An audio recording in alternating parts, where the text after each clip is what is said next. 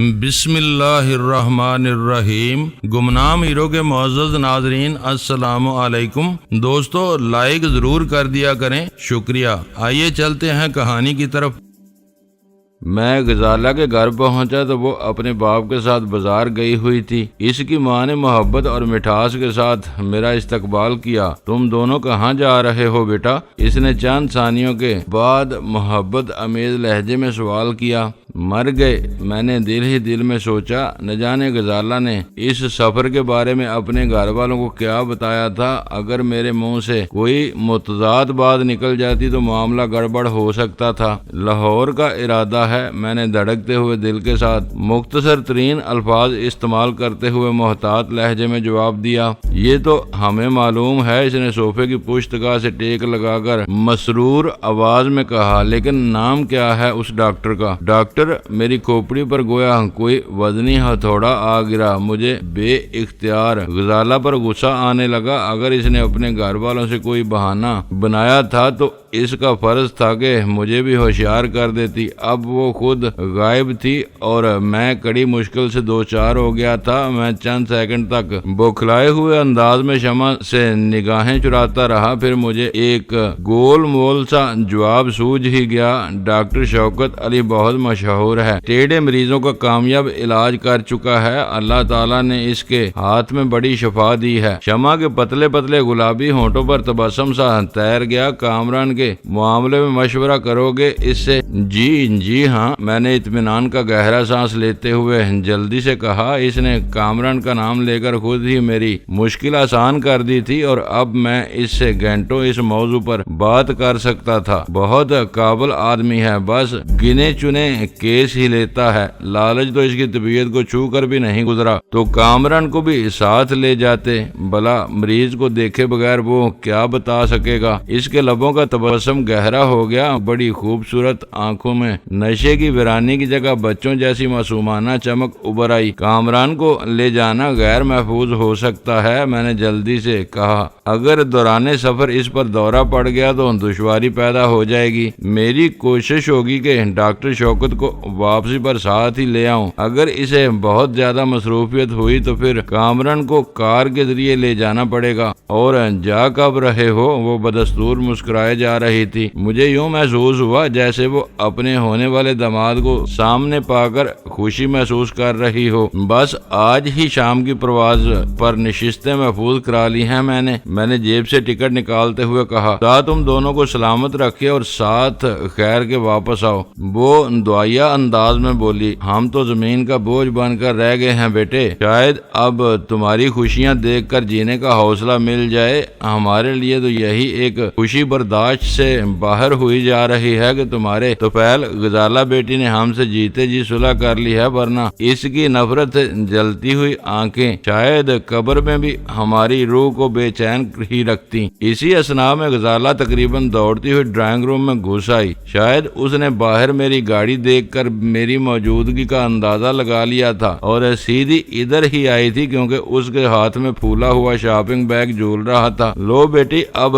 تم سنبھالو تنویر میاں کو۔ شمع تھکے ہوئے انداز میں اٹھتے ہوئے بولی۔ تھوڑی دیر بیٹھتے ہیں تو ہماری ہڈیاں تک دکھنے لگتی ہیں۔ احتراماً میں بھی کھڑا ہو گیا۔ کوئی گڑبڑ تو نہیں ہوئی؟ ماں کے جاتے ہی غزالہ نے تجسس امیز سرگوشیانہ لہجے میں سوال کیا۔ تم نے تو مروانے میں کسر نہیں چھوڑی تھی، بس کان پر سے گزر گئی۔ یہ میری بات ادھوری رہ گئی کیونکہ اسی لمحے کرنل زوار زیدی پرتپاک انداز میں میری مزاج پرسی کرتا ہوا اندر داخل ہوا تھا۔ بیوی کی طرح آدمی وہ بھی سمجھدار تھا۔ کھڑے کھڑے خوش دلی سے چند باتیں کرنے کے بعد لباس تبدیل کرنے کا بہانہ کر کے اندر چلا گیا اور ہم دونوں ایک دوسرے مقابل بیٹھ گئے۔ کوئی بہانہ کیا تھا تو مجھے کیوں اندھیرے میں رکھا؟ میں نے غزالہ کو گھورتے ہوئے خشک لہجے میں سوال کیا۔ بس خیال ہی نہیں رہا تھا کہ آپ میری غیر موجودگی میں بھی گھر آ سکتے ہیں۔ وہ ہنستے ہوئے بولی۔ ہوا کیا تھا؟ ہوتا کیا، تمہاری اماں جان اچانک ہی لاہور کے ڈاکٹر کا نام پوچھ بیٹھی تھی۔ میں نے برا سا منہ بنا کر کہا، بس فوراً ہی مجھے ایک نام سوچ گیا، ورنہ خواہ مخواہ کرکری ہو جاتی۔ بازار میں مجھے اپنی حماقت کا احساس ہوا تھا۔ وہ ہنستے ہوئے بتانے لگی، لیکن یہ تسلی تھی کہ آپ خاصے حاضر دماغ ہیں، بات بگڑنے نہ دیں گے۔ بگڑنے میں کوئی کسر تو نہیں رہ گئی تھی، میں نے تلخ لہجے میں کہا۔ وہ کامران کو بھی ساتھ لے جانے کا مشورہ دے بیٹھی تھی۔ کامران کو اس کی مسکراہٹ ایک دم کافور ہو گئی اور آنکھوں میں تحیر کی جھلکیاں تیرنے لگی۔ مگر کیوں؟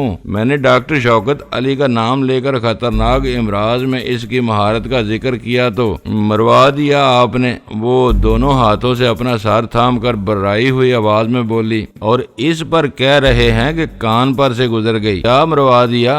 میں چٹک کر بولا، حماقت خود تمہاری ہے اور الزام مجھ پر لگا رہی ہو۔ کیا کیا میں نے؟ آپ مریضوں والے ڈاکٹر کا ذکر کرتے رہے اور امی نے کچھ نہیں کہا۔ کیا کہتی؟ بس سمجھا ہی دیا انہیں کہ فی الحال کامران کو لے جانا مناسب نہ ہوگا۔ بہت دعائیں دے رہی تھی۔ میں نے ان سے ادب کے ڈاکٹر کا بہانہ تراشا تھا۔ اس کی وضاحتیں سنتے ہی میری کھوپڑی بک سے اڑ گئی۔ میں نے ان سے کہا تھا کہ ہم دونوں آبدہ کی کتاب پر ایک نامور نقاد سے تبصرہ لکھوانے لاہور جا رہے ہیں تاکہ جلد ہی اس کی اشاعت کا بندوبست ہو سکے، لیکن انہوں نے تو میری تردید میں ایک لفظ بھی نہیں کہا۔ میں نے کمزور مدافعانہ لہجے میں کہا۔ ان میں ظرافت کوٹ کوٹ کر بھری ہوئی ہے۔ وہ بولی، اب تو صحت سے مجبور ہیں، ورنہ دوسروں کی کمزوریوں سے خوب لطف اندوز ہوتی تھی۔ میرا جھوٹ پکڑنے پر وہ دل ہی دل میں خوش ہو رہی ہوں گی، لیکن میں اب ان کا سامنا نہ کر سکوں گا۔ میں نے جلائے ہوئے لہجے میں کہا، کیا سوچا ہوگا انہوں نے میرے بارے میں؟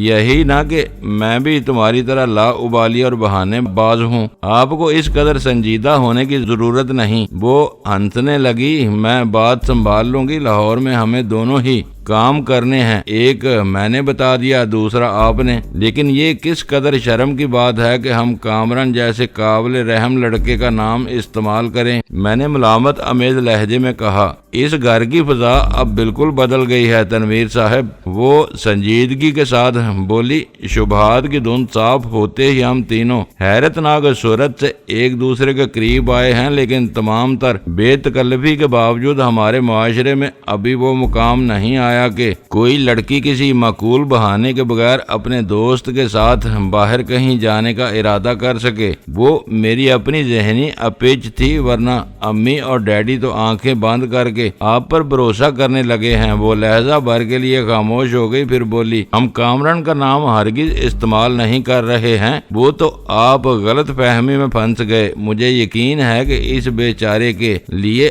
آپ مجھ سے زیادہ دکھی نظر آتے ہیں۔ انشاءاللہ اسے بھی کسی نہ کسی کو دکھائیں گے۔ میرے دل میں آئی کہ اسے ایڈکشن کیور سوسائٹی کے بارے میں بتا دوں، لیکن وہ موضوع بہت گنجلک تھا۔ ایک بار بات چھڑ جاتی تو پھر کافی وقت ضائع ہو جاتا، لہذا میں نے اسے روانگی کے پروگرام سے باخبر کرتے ہوئے کہا، میں 6 بجے تمہیں لینے آؤں گا، تیار رہنا، زیادہ سامان لادنے کی ضرورت نہیں۔ وہ چند ثانیوں تک پرخیال انداز میں میری طرف دیکھتی رہی، پھر آہستہ سے بولی، میرا خیال ہے کہ یہ مناسب نہ ہوگا۔ کیا مناسب نہ ہوگا؟ میں نے چونک کر سوال کیا۔ ہمارا یہاں سے ایک ساتھ روانہ ہونا۔ اس نے سنجیدگی کے ساتھ کہا، میرا ٹکٹ مجھے دے دیں، میں براہ راست ایئرپورٹ پہنچ جاؤں گی۔ میدان صاف ہونے کا اطمینان کرنے کے بعد آپ مجھ سے آ ملیں۔ اس کی تجویز نہایت معقول تھی۔ روانگی سے پہلے میں شہر میں جتنا گھومتا، اسی قدر میرے دیکھ لیے جانے کے خطرات پیدا ہو جاتے اور شاید کوئی میرے پیچھے بھی لگ جاتا۔ بعید نہ تھا کہ نہ جانے کس وقت وہ کیا حرکت کر بیٹھے، لہذا میں فوری طور پر غزالہ کی رائے سے متفق ہو گیا اور ٹکٹ اس کے حوالے کر کے دوبارہ وہاں سے اٹھ گیا۔ گھر پہنچا تو پتا چلا کہ سلطان شاہ اپنے کمرے میں گھسا ہوا ہے۔ بلا مقصد میرے قدم اس کے کمرے کی طرف اٹھ گئے۔ کمرے کا دروازہ کھلا ہوا تھا، لیکن اندر کا منظر دیکھتے ہی میرے قدم ٹھٹک گئے۔ وہ ہلکی نیلی پتلون اور سفید قمیض پہنے قد آدم آئینے کے سامنے کھڑا ٹائی باندھنے کی کوشش کر رہا تھا۔ آئینہ دروازے کے مقابل ہونے کے بجائے بغلی دیوار کے ساتھ لگا ہوا تھا، لہذا وہ میری آمد سے باخبر نہ ہو سکا اور جسم کو بال دے دے کر انہماک کے ساتھ ٹائی کی گرہ لگانے کی کوشش کرتا رہا۔ مجھے زیادہ انتظار نہیں کرنا پڑا۔ اپنی دانست میں کام پورا کر کے اس نے بڑے اسٹائل سے دونوں سرے پکڑ کر ٹائی کی گرہ درست کرنے کی کوشش کی اور فوراً ہی بوکھلا گیا۔ سلیب کی اس ٹائی کا پھندا اس کے گلے میں تنگ ہو گیا تھا۔ اس نے فوری طور پر ٹائی ڈھیلی کرنے کی کوشش کی، لیکن اس کی گھبراہٹ سے مجھے اس کی حماقت کا اندازہ ہو گیا۔ وہ کسی سے مدد لینے کی نیت سے باہر کی طرف دوڑ لگانے لگا۔ آئینے سے پلٹا تھا، مگر کھلے ہوئے دروازے کے وسط میں پہنچتے مجھے دیکھتے ہی اس کے سرخ چہرے پر بے بسی کے آثار پھیلتے چلے گئے۔ میں نے پہلی بار دیکھا کہ ٹائی کا حلقہ اس کی گردن کے گرد اس طرح کس گیا تھا کہ اس کے قرب و جوار کی رگیں پھول گئی تھیں اور گلے پر بھی دباؤ نظر آ رہا تھا۔ یہ پھنس گئی ہے، ذرا اسے کھول دو ورنہ کینچی سے کاٹ دو، وہ برائی ہوئی آواز میں بولا۔ میرا تو دم گھٹنے لگا ہے۔ تمہیں مشورہ کس نے دیا تھا ٹائی لگانے کا؟ میں نے اس کی طرف بڑھتے ہوئے کہا لگا کر سوال کیا۔ بس دکاندار کی باتوں میں آ کر دو خرید لی تھی تو سوچا کہ ابھی دیکھ لوں، اس نے تھوڑی اوپر اٹھاتے ہوئے مجھ سے کہا۔ اس کی ٹائی میں کچھ عجیب طریقے سے دوہری گرہ لگی ہوئی تھی۔ اسے کھولتے ہوئے ہنس کر کہا، انگریز بننے کے لیے کہا تھا، قمیض پتلون ٹائی کے بغیر بھی پہنی جا سکتی تھی۔ اس نے پھندے سے چھٹکارا ملتے ہی گلا سہلا کر ایک گہرا سانس لیا اور ٹائی گلے سے اتار کر ایک طرف پھینک دی۔ کوا ہنس کی چال چلنے کی کوشش میں اپنی چال بھی بھول جاتا ہے۔ وہ خفت امیز ہنسی کے ساتھ بولا، جیتے جی گلے میں پھندا لگانا اپنے بس سے باہر ہے۔ کسی وقت تمہارے بارے میں مجھے الجھن ہونے لگتی ہے۔ میں نے بغور اس کی طرف دیکھتے ہوئے پرخیال لہجے میں کہا، وہ کیوں؟ وہ بکھلائے ہوئے لہجے میں بولا، تمہارے بارے میں میرا اندازہ تھا کہ تم دلیر، وفادار اور سادہ لو آدمی ہو۔ میں نے اس کے چہرے کے بدلتے ہوئے تاثرات کا جائزہ لیتے ہوئے کہا، لیکن تم میری توقع سے کہیں بڑھ کر چالاک اور محتاط ثابت ہو رہے ہو۔ وہ ایک کرسی پر بیٹھتے ہوئے گہرا سانس لے کر ہنس پڑا۔ تم نے تو جان ہی نکال دی تھی میری۔ میں سوچ میں پڑ گیا تھا کہ مجھ سے کیا خطا سرزد ہوئی ہے جو تم الجھنے لگے ہو۔ تم یہ نہ سمجھنا کہ میں 2 وقت کی روٹی کی تلاش میں کراچی آ کر عیسیٰ خان کے پاس نوکری کر رہا تھا۔ روٹی کی طرف سے مجھے گاؤں میں بھی بے فکری تھی۔ بس مال بنانے کی دھن میں کراچی کا رخ کیا تھا۔ پہلے یہاں چھوٹی چھوٹی چوریاں کر کے گزارا کیا، پھر مقرب خان نے نوکری دلا دی۔ وہ میرے ہی گاؤں کا رہنے والا تھا اور وہاں خاصا عزت دار تھا، لیکن اس نے مجھے اپنے دندوں کی ہوا بھی نہ لگنے دی۔ خود اعتمادی میں کتے کی موت مارا گیا۔ جہاں تک ہوشیاری اور چالاکی کا تعلق ہے تو تم آزاد علاقوں کی زندگی سے لا علم ہو۔ وہاں یہ صلاحیتیں پیدائشی ہوتی ہیں، کیونکہ ہم ساری عمر تقریباً حالت جنگ میں گزارتے ہیں۔ آپس کی دشمنیاں نسل در نسل چلتی ہیں اور ایک جھگڑا نبڑنے سے پہلے دوسرے محاذ کھل جاتے ہیں۔ ذرا بھی چوک ہو جائے تو بس موت ہی مقدر ہوتی ہے۔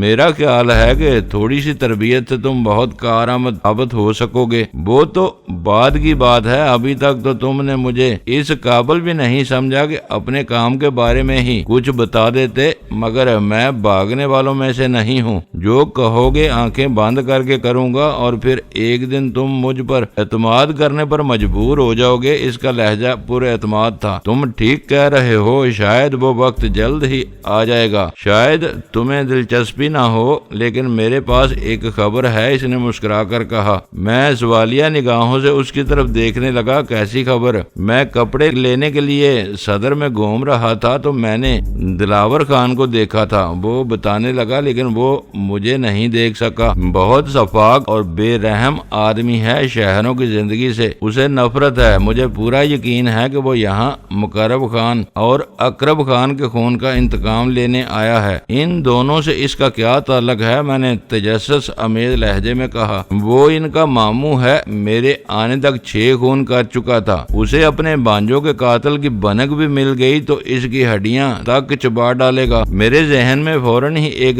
تدبیر ابھر آئی، وہ کہاں ٹھہرا ہوا ہے؟ سلطان شاہ نے بے پرواہی سے شانے اچکائے، مجھے کیا معلوم، میں تو اس کی نگاہوں سے بچ کر نکل گیا تھا، بہت تند خو اور بد مزاج آدمی ہے، گاؤں میں بھی لوگ اس سے بلا ضرورت بات نہیں کرتے۔ پھر چونک کر بولا، تمہیں اس کی ذات سے اچانک کیوں دلچسپی پیدا ہو گئی؟ خطرناک صورت والا ہمارا حریف ہے، میں نے معنی خیز لہجے میں کہا، اور وہی مقرب خان اور اقرب خان کا قاتل بھی ہے، اگر دلاور خان کو اس کے پیچھے لگا دیا جائے تو حساب برابر ہو جائے گا۔ اس نے برا سا منہ بنایا، یہ بات تھی تو مجھ سے ہی کہا ہوتا، چڑیا کے بچے کی طرح کہیں بھی اسے مسل دیتا، مجھ سے اس کا پیچھا کراتے رہے اور اب پکا پکایا شکار دلاور خان کی گود میں ڈالنے کی سوچ رہے ہو۔ اس معاملے میں میں اپنے کسی آدمی کو ملوث نہیں کرنا چاہتا۔ میں نے اس کے طنزیہ لہجے کو نظر انداز کرتے ہوئے سنجیدگی سے کہا، بہرحال اب تو ہمارے پاس وقت بھی نہیں ہے، واپسی پر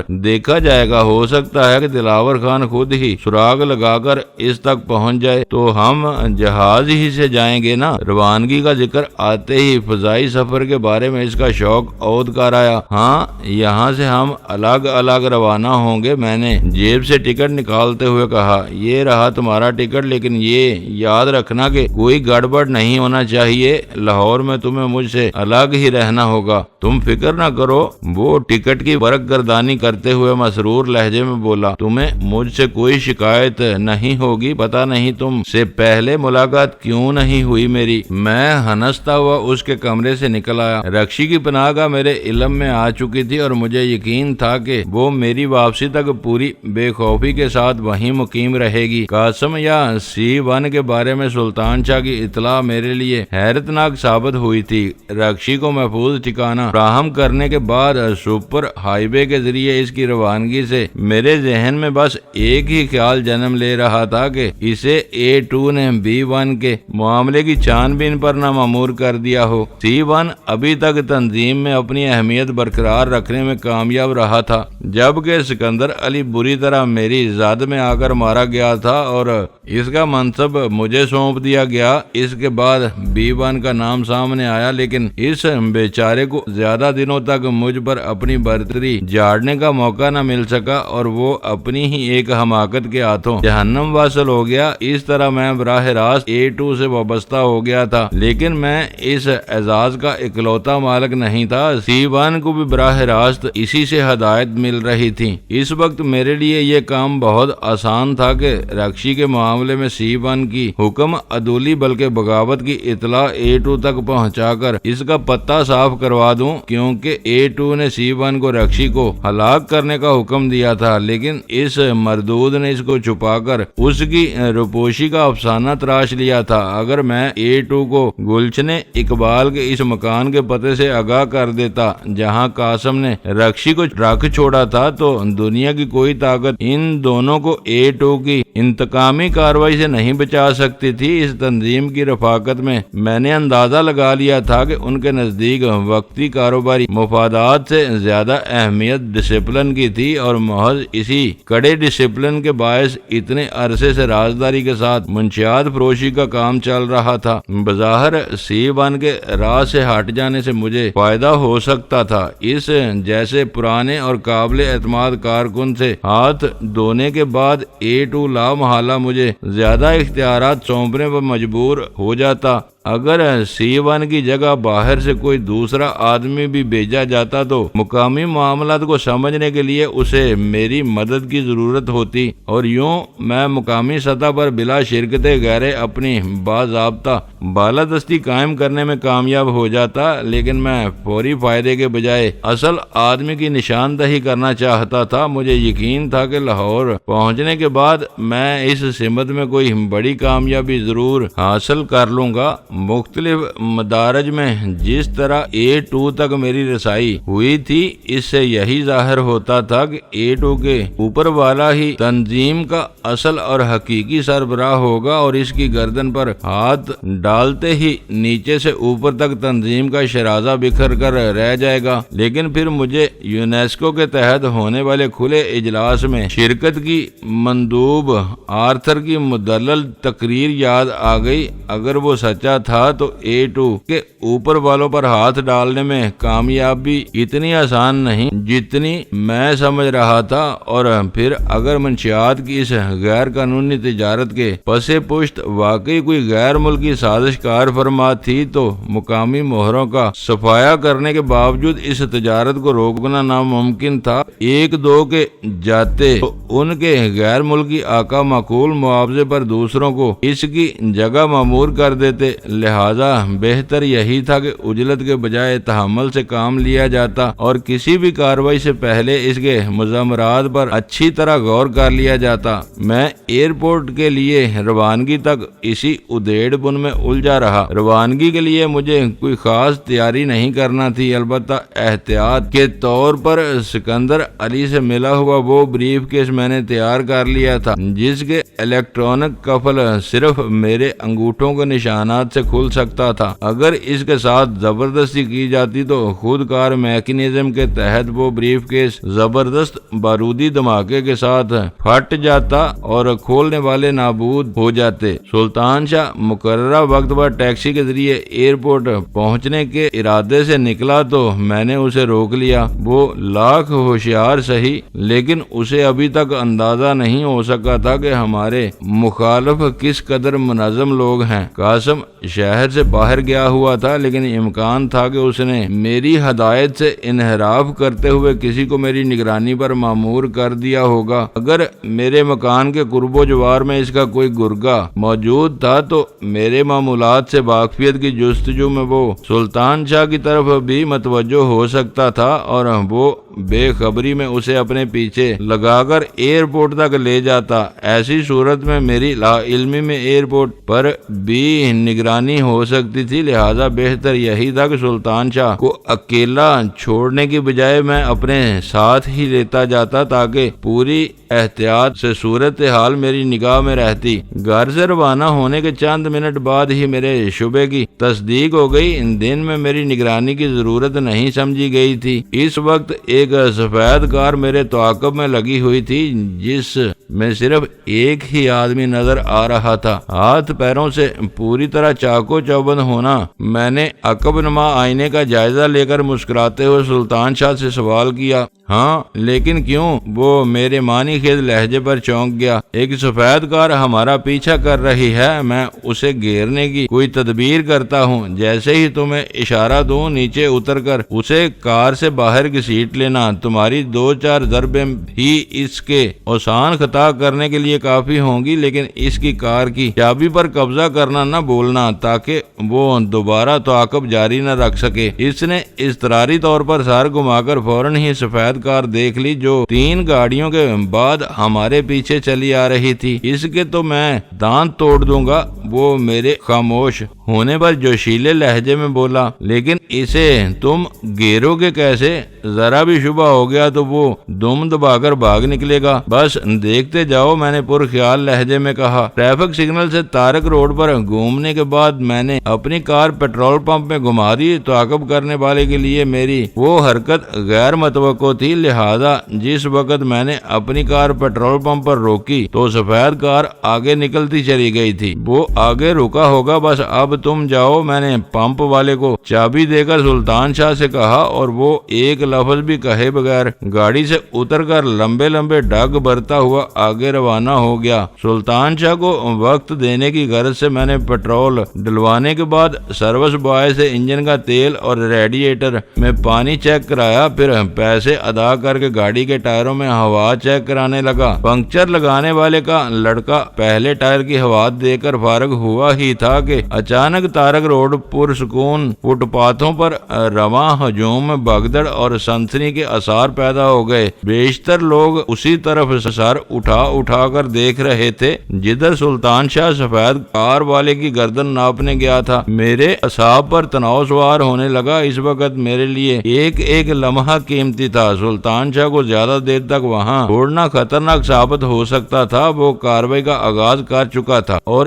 اس مصروف علاقے میں پولیس ہر واردات میں فوری طور پر ملوث ہو جاتی تھی، کیونکہ وہاں گشت کے لیے سپاہیوں کی خاصی تعداد مامور تھی۔ اگلے 2 پہیوں کی ہوا چیک ہوتے ہی میں نے سروس بوائے کو 1 روپیہ تھمایا اور تیزی سے کار پمپ سے باہر لے آیا۔ سڑک پر آتے ہی بائیں طرف تھوڑے فاصلے پر ایک ہجوم نظر آیا۔ سڑک اور فٹ پاتھ پر پھیلے ہوئے ہر فرد کی کوشش تھی کہ ہجوم کے وسط میں پہنچ سکے۔ کچھ تو سڑک گر گئی تھی، کچھ کار نشینوں کو اس ہنگامے کے بارے میں تجسس تھا، لہذا ٹریفک رینگتا ہوا آگے بڑھ رہا تھا۔ پھر اچانک ہی میرا دماغ باغ ہو گیا، کیونکہ سلطان شاہ کسی عام تماشائی کی طرح بھیڑ سے یوں باہر نکلتا ہوا نظر آیا کہ کوئی بھی اس کی طرف متوجہ نہیں تھا۔ میں نے 2 مرتبہ لمبا ہارن بجایا، جواباً دوسری گاڑیوں سے بھی شور بلند ہونے لگا، لیکن اس اثناء میں سلطان شاہ میری گاڑی دیکھ چکا تھا۔ وہ مسکراتا ہوا میری رینگتی ہوئی کار کی طرف آیا اور دروازہ کھول کر بے پرواہی سے میرے پہلو والی نشست پر بیٹھ گیا۔ کیا ہوا؟ بڑی آسانی سے لوٹ آئے ہو؟ میں نے اشتیاق امیز لہجے میں سوال کیا۔ اس نے مٹھی میں دبی ہوئی چابی میری گود میں ڈال دی اور ہنستے ہوئے بولا، اس کی تو ہڈیاں ہی سرما ہو جائیں گی۔ اس کے ساتھ حرکت کیا کی تم نے؟ میں نے گاڑی آگے بڑھاتے ہوئے پوچھا۔ بس گریبان پکڑ کر اسے باہر گھسیٹتے ہوئے میں نے اونچی آواز میں عورتوں سے پرس چھیننے پر ملامت کی تھی۔ آنن فانن میں اس پر ہر طرف سے یلغار ہو گئی۔ شاید قرب و جوار کے دکاندار پیش تھے، انہوں نے اسے سنبھالا اور میں چابی نکال کر کھسکایا۔ سچ پوچھو تو میں اسے ایک بھی بھرپور ضرب نہ لگا سکا۔ میں دل ہی دل میں اس کی مکاری کی داد دیے بغیر نہ رہ سکا۔ شاید یہ اتفاق ہی تھا کہ اس نے اپنے حریف پر کسی عورت سے پرس چھیننے کا الزام لگایا تھا، لیکن یہ حقیقت تھی کہ ان دنوں تارک روڈ اور قرب و جوار کی گلیوں میں ایسے واقعات بکثرت ہو رہے تھے جن کی بنا پر اکیلی عورتیں اس علاقے میں خریداری سے گریز کرنے لگی تھیں، اور شاید علاقے کے دکاندار بھی دھندا خراب ہونے پر ایسے اچکوں پر جلائے ہوئے تھے جو اسکوٹر یا کار میں سوار ہونے کی وجہ سے کبھی گرفت میں نہیں آتے تھے۔ سلطان شاہ نے جو ہی پرس چور کا شوشہ چھوڑا ہوگا، ہر ایک اپنے دل کی بڑاس نکالنے کے لیے اس کے شکار پر ٹوٹ پڑا ہوگا، جو پیدل آنے والی آفت سے بے خبر پیٹرول پمپ سے میری کار کی روانگی کا منتظر تھا۔ مجھے خوشی تھی کہ C1 یا قاسم کے آدمیوں کو میرے ہاتھوں دوسری بار بھاری ذک اٹھانا پڑی تھی، لیکن اس بار میں لاہور روانگی کے باعث اس کی بے بسی سے لطف اندوز نہیں ہو سکتا تھا۔ سلطان شاہ نے اپنا رول اس خوش اسلوبی سے ادا کیا تھا کہ نہ اس کے جسم پر کہیں خراش آئی تھی، نہ لباس شکن آلود ہوا تھا، لہذا میں سیدھا ایئرپورٹ کی طرف روانہ ہو گیا۔ سلطان شاہ کی دی ہوئی چابیاں میں نے راستے ہی میں جاڑیوں میں اچھال دی، کیونکہ ہمارے لیے وہ بے مصرف تھیں۔ ان دنوں ایئرپورٹ پر پارکنگ کے باضابطہ طریقہ کار کا نفاذ نہیں ہوا تھا، لہذا میں نے بے فکری سے اپنی گاڑی ایک درخت کے سائے میں پارک کی اور دروازے مقفل کر کے سلطان شاہ کے ہمراہ لاؤنج کی طرف چل دیا۔ سڑک عبور کرتے ہوئے ناگہانی میری نظر کرنل زوار زیدی پر پڑی تو میں بوکھلا گیا۔ الگ الگ روانگی کا پروگرام طے کرتے ہوئے میں یہ بھول ہی گیا تھا کہ غزالہ کو کوئی نہ کوئی ایئرپورٹ پر چھوڑنے ضرور آئے گا۔ اگر میں تنہا ہوتا تو شاید مجھے کوئی فکر نہ ہوتی، لیکن سلطان شاہ کی موجودگی کے بارے میں غزالہ کے باپ کو مطمئن کرنا دشوار ہو جاتا۔ میں کرنل زوار زیدی سے بچ کر سلطان شاہ کو ہدایت دینے کے بارے میں سوچنے بھی نہ پایا تھا کہ اس نے مجھے دیکھ لیا اور بے تابانہ انداز میں ہاتھ ہلاتا ہوا بھیڑ سے نکل آیا۔ شاید غزالہ اندر جا چکی تھی اور وہ بیچارہ میری تلاش میں مسافروں کے ساتھ آنے والوں کی بھیڑ میں کسی کٹی ہوئی پتنگ کی طرح چکراتا پھر رہا تھا۔ اس نے بے تابانہ انداز میں فٹ پاتھ سے اتر کر سڑک کے کنارے ہی میرا استقبال کیا۔ اکیلے چلے آ رہے ہو؟ سامان کہاں ہے تمہارا؟ اس نے استفسار کیا۔ پھر اس کی نگاہیں میرے ساتھ کھڑے ہوئے سلطان شاہ پر مرکوز ہو گئیں۔ یہ کون ہے تمہارے ساتھ؟ میں ہنس پڑا۔ یہ میرا پی اے سلطان सुल्तान शाह है लाहौर का, कोई लंबा चौड़ा प्रोग्राम तो है नहीं, लिहाजा एक दो जोड़े ब्रीफ केस ही में डाल लिए हैं, तो ये सुल्तान शाह भी तुम्हारे साथ जहाज से जाएगा। कर्नल का जहन इसी में उलझ कर रह गया था। जाहिर है मैंने आहिस्तगी से कहा, चलो तुम आगे चलो। कर्नल ने सुल्तान शाह को टोका, हम बात कर रहे हैं, यहाँ तुम्हारी मौजूदगी जरूरी नहीं। इसका लहजा इंतहाई हद तक अमेज था, जैसे मेरा पीए होने के बाद सुल्तान शाह का भी गुलाम रहा हो। लेकिन सुल्तान शाह की पेशानी पर शिकन तक न आई और वो तफहीमी अंदाज में सारा हिलाकर आगे बढ़ गया। ये मेरा बहुत ही काबिल एतमाद मददगार है। सुल्तान शाह की अहमियत जहन नशीन कराने की नीयत से बात की, लेकिन कर्नल ने बेपरवाही के अंदाज में मेरी बात उड़ा दी। होगा जरूर होगा, लेकिन है तो वो तुम्हारा मुलाजम ही ना। मुलाजमों को इतना मुंह नहीं लगाना चाहिए, क्या जरूरत थी उसे जहाज से ले जाने की, रेल से भेज देते। इस तरह मुलाजम सर चढ़ जाते हैं। दोस्तों वीडियो को लाइक जरूर कर दिया करें। ISI पाक आर्मी जिंदाबाद, पाकिस्तान पाइंदाबाद। मुअज़्ज़ज़ नाज़रीन, अपना ख्याल रखिएगा और अपने इस चैनल का भी शुक्रिया।